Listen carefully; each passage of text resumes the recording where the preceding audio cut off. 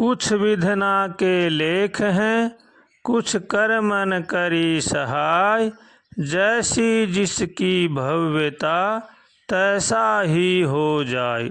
जिसका जैसा संस्कार होता है, जैसा कर्म होता है, उसी के अनुसार उसका जीवन होता है। इसलिए कर्म अच्छे और सच्चे करने चाहिए। हरदम भगवान से प्रार्थना करें, हे नाथ हमें सद्बुद्धि दो, सद्विचार दो, ताकि संसार की बुराई से बचें। ऐसे कातर स्वर से हरदम भगवान से प्रार्थना करनी चाहिए और कर्म जीवन में अच्छे करने चाहिए।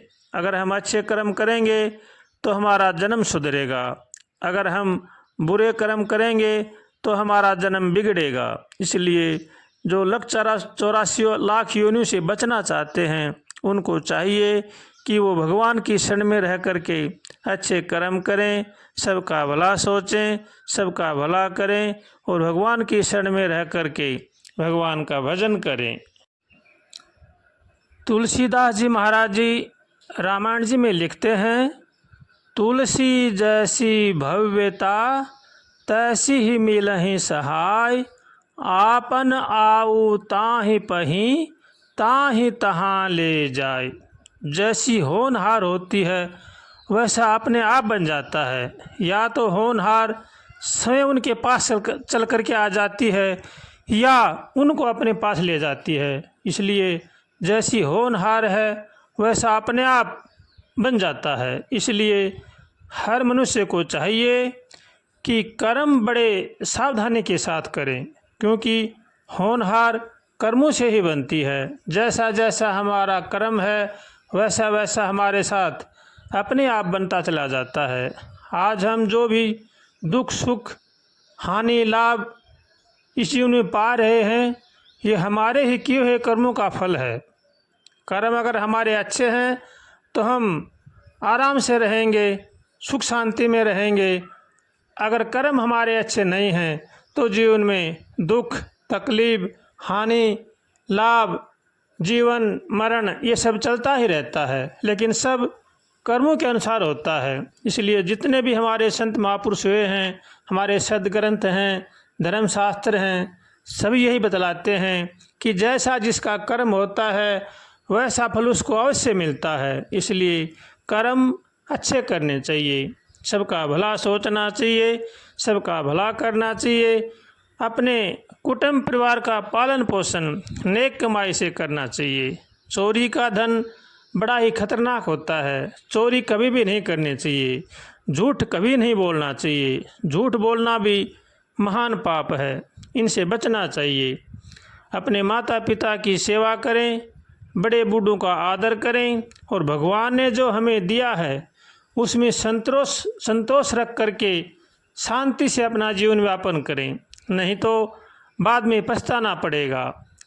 जैसा हमारा प्रारब्ध है, जैसा हमारा जीवन है वैसा अपने आप होता चला जाएगा। इसलिए इन बातों से कभी भी घबराना नहीं चाहिए। जीवन में दुख सुख हानि लाभ ये आने जाने वाली चीज़ें हैं, ये आकर ही रहती हैं और होकर ही रहती हैं। इसमें किसी का कोई बस नहीं चलता है, न किसी को कोई जला सकता है, न किसी को कोई मार सकता है।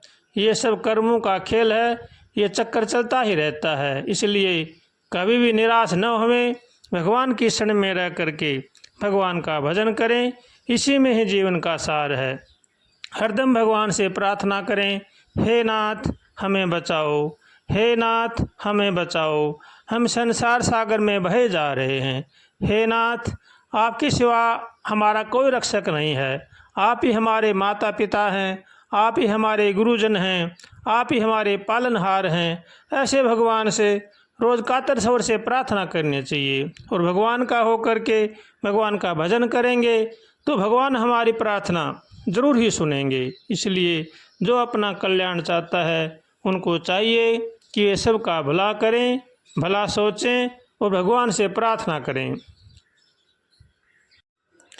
गोविंद हरे गोपाल हरे, जय जय प्रभु दीन दयाल हरे। गोविंद हरे गोपाल गोपाल हरे। जय जय प्रभु दीन दयाल हरे। गोविंद हरे गोपाल हरे। गोविंद हरे गोपाल हरे। जय जय प्रभु दीन दयाल हरे। गोविंद हरे गोपाल हरे। जय जय प्रभु दीन दयाल हरे। गोविंद हरे गोपाल हरे। राम गोविंद हरे गोपाल हरे। जय जय प्रभु दीन दयाल हरे। जय जय प्रभु दीन दयाल हरे। गोविंद हरे गोपाल हरे। जय जय प्रभु दीन दयाल हरे। जय जय प्रभु दीन दयाल हरे।